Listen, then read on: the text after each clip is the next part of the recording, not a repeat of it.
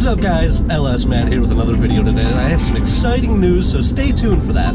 But first I want to talk a little bit about why I chose the 2010 Camaro 2SS RS.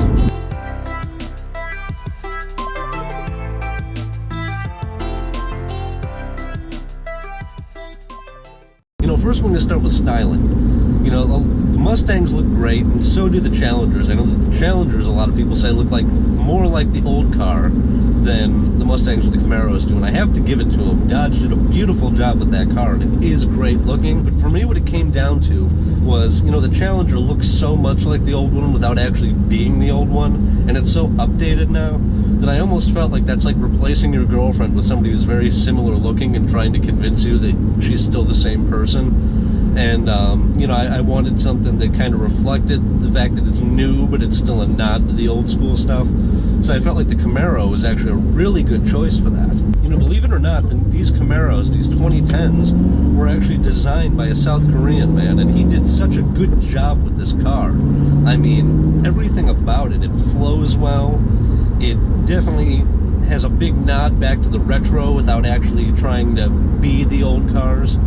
And it was a beautiful design at the right time, when cars really needed some design to them. Here comes Ford, their 2012 Mustangs, 2010s, right around that era. Those are absolutely beautiful. The Challengers, I like those ones with the separate taillights instead of being all the way across the back of the trunk lid. But those, for the most part, haven't changed all that much, so you can really say that all the Challengers are just really beautiful cars. And, obviously these Camaros. And along with the exterior looks, you also have these beautiful seats. I mean, this interior is just wonderful. I mean, it could be higher quality, but 2010, right at that time, they weren't putting the highest quality into things. We were still coming a little bit out of the American car dark age, I like to call it. The early 2000s, late 90s, where everything was really cheaply made. There was no styling. It just wasn't all that great. And they come out with this, and I mean, I think this car is beautiful on the inside. Would I like a leather-wrapped dash? Sure, but I'm not going to complain with this one. Another thing is, look at these seats, look at the stitching. And that's something that only came in 2010, where they actually stitched the rest of the seat in the color of your SS stripes. And I just thought that was such a cool touch. I mean, these door panels here, everything that they did with the 2010 over, any of the other years of the Camaro really did shine through. And it really makes this car something special for me. I fell in love with this car when I first saw it in the first Transformers movie. And, given that it had some thinner mirrors and a couple options, it was a little bit special for the movie. But for the most part, this was the car they were driving, the styling and everything else with it. And I think it's just so beautiful. And I fell in love with the car. It was right around the time that I could be, buying a car and, doing that type of thing with my life. I was right at that age.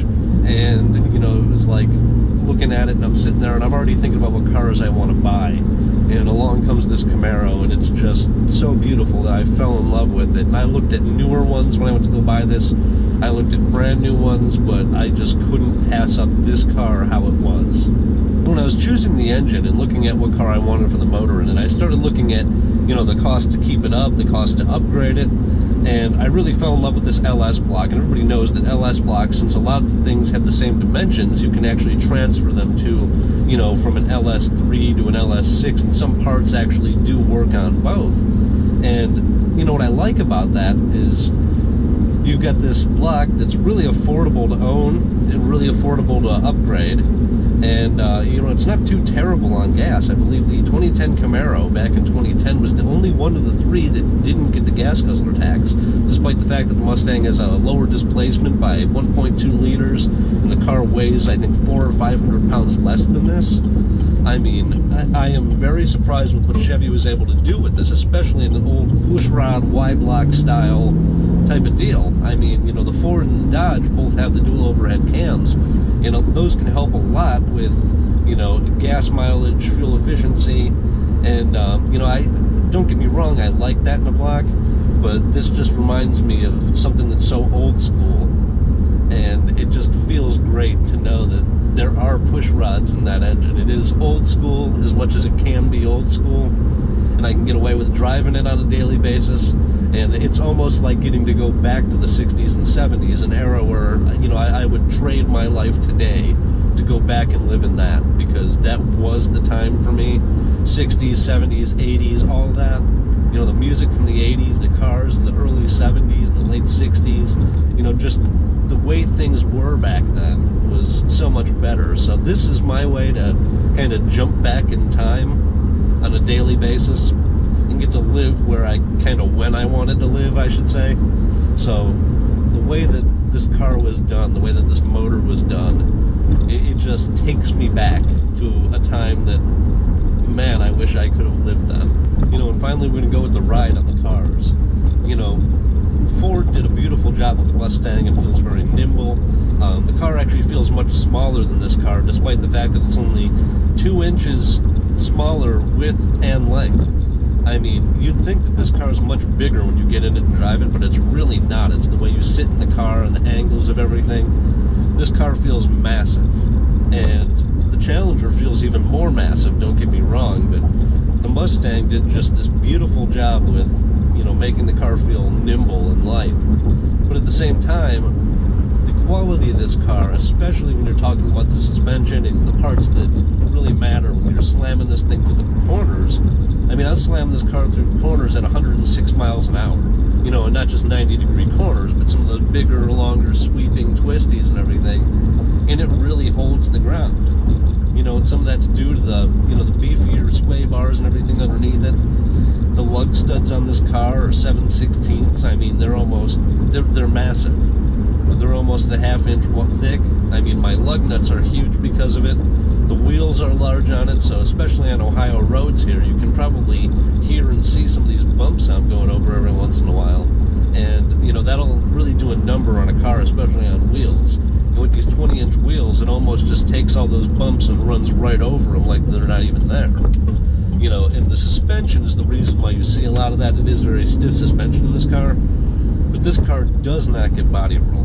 I mean, this thing stays so planted, and you know, that's with or without the StabiliTrak on. I've turned the StabiliTrak mode off in this car and just kind of run it raw and really slammed it around, and it felt really good. I felt really confident behind the wheel of the car, in where, you know, with a Mustang, I'm kind of like, oh, am I going to start breaking traction here? But a big part of that was due to the fact that, you know, the Mustang's also on more normal sized tires. I believe they're maybe 17-inch rims.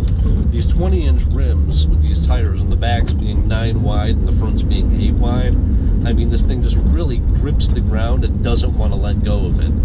And it inspires confidence when you're going around a corner. When you're really beating on this car, I mean, it holds there like you're not beating on it. And that's something awesome about this car. That's one of the reasons I chose the Camaro, is between the three, it's actually one of the most track ready of the three. And it just really does everything that it does well. And I don't feel like I have to really upgrade anything underneath to get this thing where I want it to be to run on a track. You know, the car has huge Brembo brakes. It has this great suspension setup. I believe these are adjustable, but they are a coilover system. It is active suspension with the StabiliTrak mode on it, and it just all really holds together super well. So now it's time for the big news. Superfly is having their showdown. This is the end of the year, last show before we say goodbye to them for the rest of the season. Maybe we have a couple events here and there, but the regular shows will be stopping for the season and returning next year. So tickets are $10, I believe, if you buy them online. Tickets are a little bit more if you're going to be showing your car on the show rather than just spectating, because there is a chance that you can win some prizes and everything. So I'm going to put a link down in the description to their site and to the event so that you can learn everything about it. I'm also going to be putting a link down in the description to the Sonic Sundays group, because I'm going to be there representing Sonic Sundays. I received a personal invite from Liam North, the owner of Superfly, and I'm going to be going down representing my YouTube channel and Sonic Sundays, doing the giveaways and calling out the wristband numbers for the giveaways. There's going to be some great prizes. You know, there's going to be vendors, there's going to be DJs. This is going to be a whole day of just having fun. So if you're in the area and you can afford it, come on down. It's going to be worth every penny of it. I promise you. You can also win some great things. If you put your car on the show, you can also win some great money. They're going to be announcing the winners of the Superfly hunt. They're going to be giving us a little bit of a rundown on what's coming next year. And it's just going to be a great time. So everybody, please, if you have the time, come down to Superfly. See me. I'd love to meet some of you. You know, I know there's a lot more people that watch my videos than those who subscribe to them. So a lot of them, you are faceless to me right now, and I'd love to get together and interact with you. So come on down to the Superfly event. That's going to be Saturday, July 29th in Akron, Ohio, at Polsky Parking Deck, where the university is. Like I said, it's going to cost a little bit of money to get in. That's okay. You're going to enjoy it. I promise you, I enjoyed myself so much last year that I can't stop coming. So until next time, have a great day, guys, and take care. Alright guys, so I'm just picking up my brother real quick. He's getting in the car here. You're actually going to see him in my next video next week, where him and I debate the Mustangs versus Camaros versus Challengers. So look out for that video.